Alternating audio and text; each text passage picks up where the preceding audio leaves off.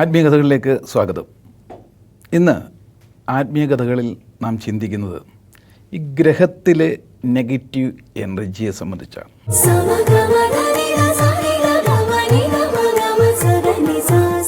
നിങ്ങളുടെ വീട്ടിൽ നെഗറ്റീവ് ശക്തി ഉണ്ടോ? പ്രത്യേകിച്ച് ഒരു ആത്മീയ ജീവിതം നയിക്കുന്നവർക്ക് ആധ്യാത്മികതയിലൊക്കെ ഈ നെഗറ്റീവ് ശക്തിയുടെ പൈശാചികതയുടെയൊക്കെ ഒരുപാട് ദുരൂഹതകൾ വെച്ച് പുലർത്തുന്നവരാണ്. തീർച്ചയായിട്ടും അതിനൊരു ക്ലാരിറ്റി ലഭിക്കുമ്പോൾ മാത്രമേ ആത്മീയ പുരോഗതി നമുക്കുണ്ടാകുകയുള്ളൂ. നമ്മുടെ ജീവിതത്തിൽ പലപ്പോഴും അനുഭവങ്ങൾ പല വിധത്തിലുണ്ടാകാം. ദുരനുഭവം ഉണ്ടാകാം, നല്ല അനുഭവങ്ങളുണ്ടാകാം. ചീത്ത അനുഭവങ്ങൾ ഉണ്ടാകുമ്പോൾ അത് ഏതോ ഒരു അജ്ഞാത ശക്തിയുടെ പ്രവർത്തനം കൊണ്ടാണ് എന്ന് വിശ്വസിക്കാൻ ആഗ്രഹിക്കുന്നവരാണ് നമ്മളിൽ ബഹുഭൂരിപക്ഷം ആൾക്കാർ. അതെല്ലാ മതങ്ങളിലും അങ്ങനെ തന്നെയാണ്. അപ്പോൾ ഏതായാലും ശക്തി എന്നുള്ളതുണ്ട്. ഈ ശക്തി രണ്ട് രീതിയിൽ പ്രവർത്തിക്കുന്നുണ്ട്. നല്ല രീതിയിലുള്ള പുരോഗമനാത്മകമായ പ്രവർത്തനങ്ങൾക്കാണെങ്കിൽ തീർച്ചയായിട്ടും അതിനെ ദൈവികതയെന്നും, എന്നാൽ അപ്രതീക്ഷിതമായിട്ടോ നമ്മുടെ തന്നെ പലരുടെയും ശ്രദ്ധക്കുറവ് കൊണ്ട് ജീവിതത്തിൽ വരുന്ന ദുരനുഭവങ്ങളെ നെഗറ്റീവായിട്ടുള്ള ഏതോ ശക്തികളുടെ പ്രഭാവം കൊണ്ടാണ് എന്ന് വിശ്വസിക്കുന്നവരുണ്ട്. ഏതായാലും ഊർജം, എനർജിയുടെ നടുവിലാണ് നമ്മൾ ജീവിക്കുന്നത്. അപ്പോൾ ഇതിനൊക്കെ വേണ്ടിയിട്ടാണ് നല്ല ആധ്യാത്മിക ചിന്തയിലൂടെയും ചിട്ടയിലൂടെയൊക്കെ പോസിറ്റീവ് എനർജി നിലനിർത്താൻ, അത് ഗ്രഹത്തിലായിക്കോട്ടെ, വ്യക്തിയിലായിക്കോട്ടെ, സമൂഹത്തിലായിക്കോട്ടെ ഒക്കെ നമ്മൾ ആധ്യാത്മികതയിൽ മുറുകെ പിടിക്കുന്നു. എന്നിരുന്നാൽ തന്നെ ചില വേളകളിൽ നമ്മളുണ്ടാകുന്ന പ്രതികൂല അനുഭവങ്ങളെയാണ് നെഗറ്റീവ് എനർജി എന്ന് പറയും. ഏതായാലും ഊർജം ഒന്നേ ഉള്ളൂ. അത് കടന്നു പോകുന്ന സ്ഥലമനുസരിച്ചാണ് ഇത് നെഗറ്റീവും പോസിറ്റീവും ആകുന്നത്. ഉദാഹരണം പറഞ്ഞാൽ, ഒരു കാറ്റെന്നത് എനർജിയാണ്. അത് ദുർഗന്ധം വമിക്കുന്ന ഒരു സ്ഥലത്തൂടെയാണ് പോകുന്നതെങ്കിൽ അതിന് ഓപ്പോസിറ്റ് ലഭിക്കുന്ന ദുർഗന്ധം ഉള്ള ഒരു എഫക്റ്റാണ്. അതിനെ നെഗറ്റീവ് എന്ന് പറയും. ഇതേ കാറ്റ് തന്നെ കുറേ മുൻപോട്ട് പോകുമ്പോൾ നല്ല സുഗന്ധമുള്ള ചന്ദനത്തൈലത്തിൻ്റെ മുകളിലൂടെയാണെങ്കിലോ അവിടെ ഒരു പോസിറ്റീവായിട്ടുള്ള സ്മെല്ലാണ്, അല്ലേ, സുഗന്ധമാണ്. അപ്പോൾ എനർജി ഒന്നേ ഉള്ളൂ, കടന്നു പോകുന്ന സ്ഥലമനുസരിച്ച്. അപ്പോൾ നിങ്ങളുടെ ഗ്രഹത്തിലും ഇതേപോലെ എനർജിയുടെ പ്രഭാവമുണ്ട്. പക്ഷേ അവിടുത്തെ ആവാസ വ്യവസ്ഥയനുസരിച്ചാണ് ഇതിൻ്റെ പ്രഭാവം. അല്ലാതെ നിർജീവമായിട്ടുള്ള ഒരു വസ്തുവിൽ നിന്നും പുതിയൊരു എഫക്റ്റ് ഉണ്ടാകുന്നില്ല. നമ്മുടെ വീട് എന്ന് പറയുന്നത് നിർജീവമാണല്ലേ, ജീവനില്ല, ചലിക്കുന്നില്ല. കഥകൾ, ഡോറുകൾ, അല്ലെങ്കിൽ മേശയായിക്കോട്ടെ, അലുമാരി ആയിക്കോട്ടെ, നമ്മൾ ഉപയോഗിക്കുന്ന പല ഉൽപ്പന്നങ്ങളും അതിന് ജീവനില്ല. ജീവനുള്ളത് അവിടെ അധിവസിക്കുന്ന ആൾക്കാരുടെ ചിന്തയ്ക്കാണ്. അപ്പോൾ നമ്മുടെ ചിന്തകൾ, മനുഷ്യൻ്റെ ചിന്തകൾ ഏത് തരത്തിൽ ഏത് വസ്തുവിൽ നോക്കി ഉണ്ടാകുന്നോ അതനുസരിച്ച് അതിൻ്റെ പ്രഭാവം അവിടെ ഉണ്ടാകും. നമ്മുടെ ഗ്രഹത്തിൽ തന്നെ ഈ പറയുന്ന 5 നെഗറ്റീവ് ശക്തികളുണ്ട് എന്ന് പറയും. അതിലൊന്ന് കാഴ്ചയിലൂടെ പിടിക്കുന്ന നെഗറ്റീവ് ശക്തിയാണ്. ഡിസോർഡറായിട്ട് കിടക്കുന്ന, അലങ്കോലപ്പെട്ട് കിടക്കുന്ന ഒരു മുറി.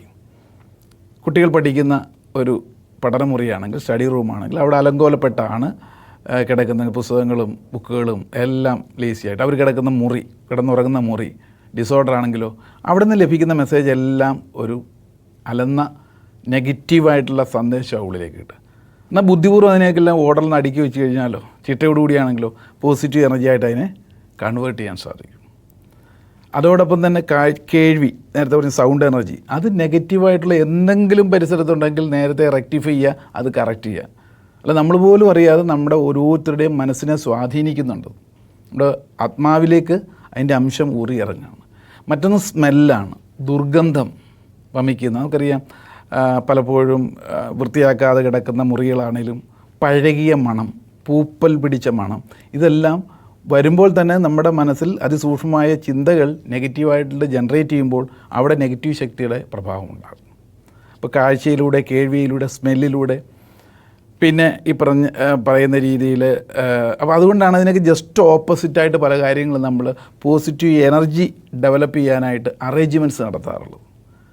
എല്ലാ ദിവസവും അപ്ഡേറ്റ് ആയിരിക്കുക, നല്ല ഫ്രഷ്നെസ് ലഭിക്കുന്ന പുതിയ പ്രൊഡക്റ്റുകളൊക്കെ അവിടെ വെക്കുക. പ്രത്യേകിച്ച് ഈ പറയുന്ന ഇൻഡോർ പ്ലാന്റ്സ് ഒക്കെ ഉണ്ടല്ലോ, ഗ്രീനറി പോലുള്ളതൊക്കെ. ഇനിയിപ്പം പലപ്പോഴും മനസ്സ് വിശാലമാകാനായിട്ട്, മനസ്സ് ഇടുങ്ങിയിരിക്കാൻ കാരണം എന്താ, ഇടുങ്ങി ഒരുപാട് വസ്തുക്കളവിടെ കുത്തിക്കയറ്റി വെക്കും. ആവശ്യമുള്ളതും ഇല്ലാത്തതും എല്ലാം, ഉപയോഗശൂന്യമായും എല്ലാം ഷോക്കേസിലായിക്കോട്ടെ, പ്രധാനപ്പെട്ട മുറികളിലായിക്കോട്ടെ, ആവശ്യത്തിൽ കൂടുതലുള്ള ഫർണിച്ചറുകൾ വാങ്ങിക്കൂട്ടുക, തിക്കി നിറച്ച് വെക്കുക. ഇതെല്ലാം എന്താ സംഭവിക്കുക? എയർ സർക്കുലേഷൻ കുറയുന്നു, നമ്മൾ പോലും അറിയാതെ നമ്മുടെ ആത്മാവിനെ അത് സ്വാധീനിക്കുന്നു എന്നുള്ളതാണ്. അപ്പോൾ അത്യാവശ്യത്തിന് ഉപയോഗത്തിനുള്ളത് മാത്രം കണ്ണ് പതിയുന്നിടത്ത്, ദൃഷ്ടി പതിയുന്നിടത്ത് വെക്കാൻ പാടുള്ളൂ. ഇതെല്ലാമാണ് നെഗറ്റീവ് എനർജിയുടെ പ്രഭാവമായിട്ട് സൈക്കിക് ഫീൽഡിൽ വരിക. ഇപ്പം ചിലരുടെ കേസിൽ ബെഡ്റൂമിൽ കയറുമ്പോൾ തന്നെ എപ്പോഴും കലഹമാണെന്ന് പറയും. അപ്പം പലപ്പോഴും വാസ്തുപരമായിട്ടുള്ള കാര്യങ്ങളൊക്കെ നോക്കിയിട്ട് എന്തെങ്കിലുമൊക്കെ അവിടെ പരിഹാരക്രിയകൾക്കൊക്കെ പോകാറുണ്ട്. സത്യത്തിൽ സംഭവിക്കുന്നത് ചെറിയ കാര്യത്തിനും വലിയ കാര്യത്തിനും എപ്പോഴും നമ്മൾ ഉറങ്ങുന്ന മുറിയിൽ ആവശ്യമില്ലാത്ത പുറമേയുള്ള സംസാരങ്ങൾ വന്ന് എല്ലാ ദിവസവും ഷണ്ഠ കൂടുന്ന ഒരു കുടുംബമാണെങ്കിൽ ചില ദിവസങ്ങളിൽ പ്രത്യേകിച്ച് കാരണമില്ലെങ്കിലും വഴക്കിടാനുള്ള ടെൻഡൻസി കൂടും. കാരണം അവിടെയുള്ള സറൗണ്ടിങ്സ് ചുറ്റുപാടും നെഗറ്റീവ് സൈക്കിക് ഫീൽഡ് സംജാതമാകും. കുട്ടികൾ പഠിക്കുന്ന മുറിയിൽ, പഠനമുറിയിൽ കൂടുതൽ സമയവും പഠനത്തിന് വേണ്ടിയിട്ടാണ് അവർ ചിലവഴിക്കുന്നതെങ്കിൽ മെജോറിറ്റി ഓഫ് ടൈം അതാണെങ്കിൽ അതിൻ്റെ സൈക്കിക് ഫീൽഡ് പോസിറ്റീവായിട്ട് മാറുന്നു. അവിടോട്ട് പഠിക്കാനിരിക്കുമ്പോൾ തന്നെ പെട്ടെന്ന് പഠിക്കാനുള്ള ടെൻഡൻസി കയറി വരുന്നുള്ളതാണ്. അതോടൊപ്പം തന്നെ ഈ പറയുന്ന അപ്ഡേറ്റ് ആകുക എന്ന് പറയും. അടുക്കളയിലൊക്കെ പലപ്പോഴും കുടുംബങ്ങളിൽ സംഭവിക്കുന്നതാണ്. ഒരു കുടുംബിനി എന്ന് പറയുന്നത് വീടിൻ്റെ അടിത്തറയാണ്.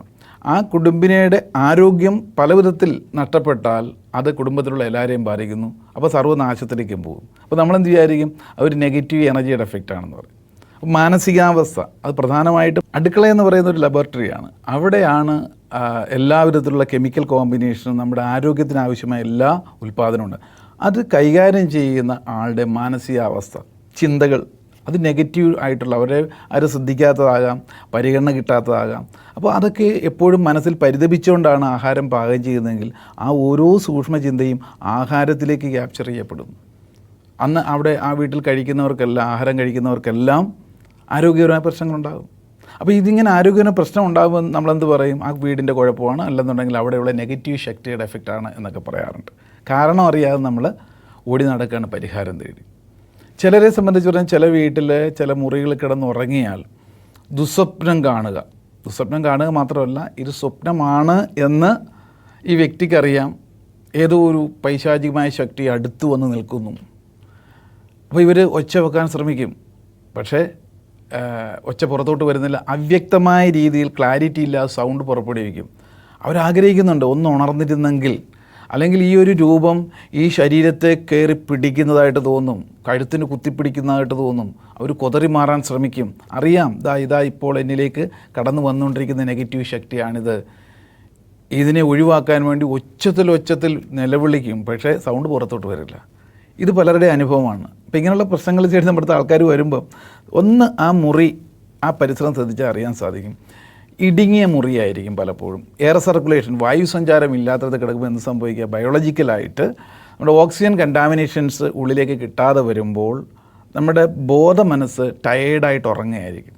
അതിശക്തമായ രീതിയിൽ പകലത്തെ പല ചിന്തകൾ കൊണ്ട് ക്ഷീണം കൊണ്ട് കിടക്കുമ്പോൾ അത് എത്രയാണെന്ന് ഉണരാൻ സാധിക്കുന്നില്ല. പക്ഷേ ഉപബോധ മനസ്സിൽ ആത്മാവിലേക്ക് ഈ കടന്നു വന്നിട്ടുള്ള ചിന്തകൾ കൊണ്ട് ഉണരാൻ ശ്രമിക്കുന്നു, അല്ലെങ്കിൽ നമ്മുടെ ആത്മാവ് ബോധമനസ്സിനെ ഉണർത്താൻ ശ്രമിക്കുന്നു. പക്ഷേ ടയേർഡായി കിടക്കുന്ന ബോധമനസ്സിന് ആ സമയത്ത് ഉണരാൻ പറ്റുന്നില്ല. ബുദ്ധി ഉണരുകയും ചെയ്തു, പക്ഷേ ഫിസിക്കൽ ബോഡിയിൽ കണ്ണ് തുറക്കാൻ പറ്റുന്നില്ല. അപ്പോൾ ഈ വ്യക്തി വല്ലാത്ത ഒരവസ്ഥയിലേക്ക് പോകും. ചില സന്ദർഭത്തിൽ ഏതെങ്കിലും ഹാർട്ട് ഡിസീസൊക്കെ ഉള്ളവരാണെങ്കിൽ, ബ്ലഡ് പ്രഷറൊക്കെ കൂടിയിട്ടുള്ളവരാണെന്നുണ്ടെങ്കിൽ ഉറക്കത്തിൽ തന്നെ മരിച്ചു പോകാറുണ്ട്, അപൂർവം ചില കേസുകൾ. അപ്പോൾ അതിൻ്റെ കാരണം എന്ത്? ഈ പൈശാചിക ശക്തിയുടെ എഫക്റ്റ്. ചുരുക്കം പറഞ്ഞാൽ സറൗണ്ടിങ്സിൽ എയർ സർക്കുലേഷനുള്ള മുറിയിൽ കിടക്കാനായിട്ടുള്ള, ഉറങ്ങാനായിട്ടുള്ള സംവിധാനം ഒരുക്കുക, ശാന്തമായ മനസ്സോട് നടത്തുമ്പോഴാണ് ഈ നെഗറ്റീവ് ശക്തിയൊക്കെ ഒഴിവാക്കാൻ സാധിക്കുക. അപ്പം ഗ്രഹത്തിൽ ഉള്ള ഗ്രഹദോഷ സംബന്ധമായിട്ടുള്ള നെഗറ്റീവ് എനർജി ശക്തി എന്ന് പറയുന്നത് നമ്മുടെ അറേഞ്ച്മെൻറ്റ്സും ചിന്തയെ അടിസ്ഥാനമാക്കിയാണ് അവിടെ പല പ്രഭാവങ്ങളും ഉണ്ടാകുന്നതെന്ന് അർത്ഥം. ചിന്തയ്ക്ക് വിട്ടുകൊണ്ട് ഈ വിഷയം അവസാനിപ്പിക്കുന്നു. ആത്മീയകഥകളിൽ മറ്റൊരു വിഷയമായി വീണ്ടും കാണാം. നന്ദി, നമസ്കാരം.